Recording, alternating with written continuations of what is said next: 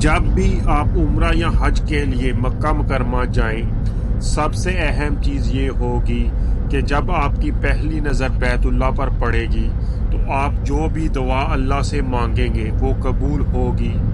پلک جھپکنے سے پہلے آپ جو بھی اللہ سے مانگ لیں، حلال اور جائز، اللہ اس کو قبول کرے گا۔